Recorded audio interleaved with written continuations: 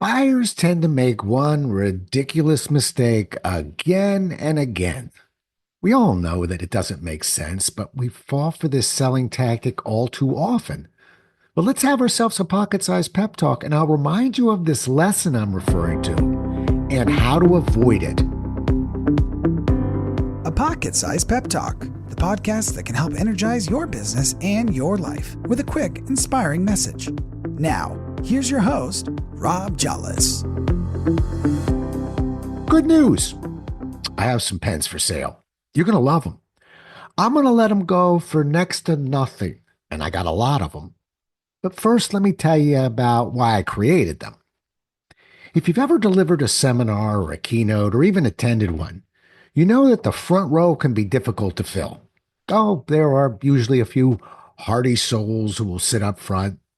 My guess is they're the same people who sat up in front in those large college lectures. The nerve of these people. They want to focus and learn what the instructor is teaching. Of course, the rest of the audience is typically in the last few rows in the back. My idea was a simple one.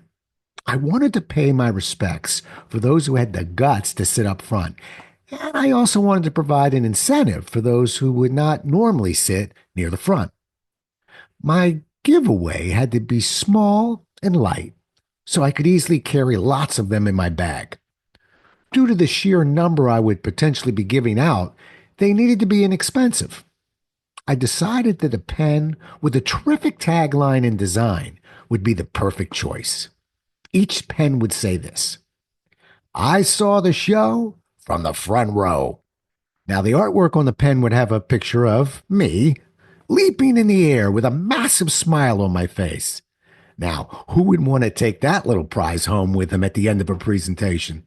And the best part? I got a great deal on those pens. It was such a good deal, I should have known something was up. Duke, that's the name of the guy who normally sells me my pens, wanted almost $1 a pen.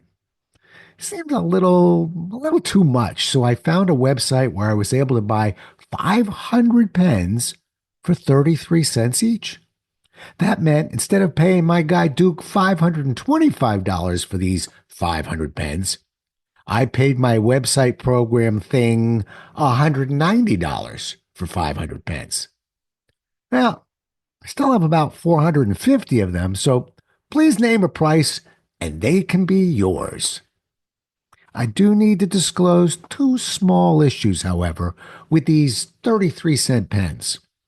First, if you carefully inspect the artwork, they didn't quite get my entire head on the pen. In fact, on most of the pens, the top of my head is actually missing. Although it's still kind of funny, it does lose a little something with a third of my head missing. But what do you want for such big savings? The second issue is a little more inconvenient. The pens don't actually write. At first, I thought it was just bad luck, but once I got to the 20th pen in a row that didn't write, I realized that none of them were going to write. I tried to argue with the website that I ordered them from, but they weren't interested in having a conversation. Suppose I could have been clearer when I ordered them. I probably should have said I want pens that actually have ink in them, but I'll remember that for next time. Are you still interested in my bargain pens for sale? I'm not here to tell you that you get what you pay for. You already learned that lesson a handful of times. I'm here to remind you that this particular lesson has a shelf life of a few years, and then it creeps back into our lives like an evil seductress, causing us to make the same ridiculous mistake again and again. There'll always be vendors out there, like Duke, who are going to charge you more to do business with them. But vendors like Duke make sure that little things like missing heads and pens that don't actually write are not our problems. They're his problem.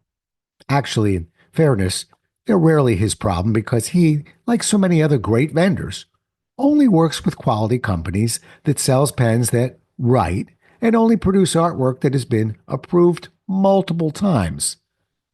This lesson has been brought to you by a slightly embarrassed Rob Jolles, who will never again make this mistake. Well, at least not for the next couple years. Thanks so much for listening. If you enjoyed today's show, please rate and recommend it on iTunes, Outcast, or wherever you get your podcasts. You can also get more information on this show and Rob at jolles.com.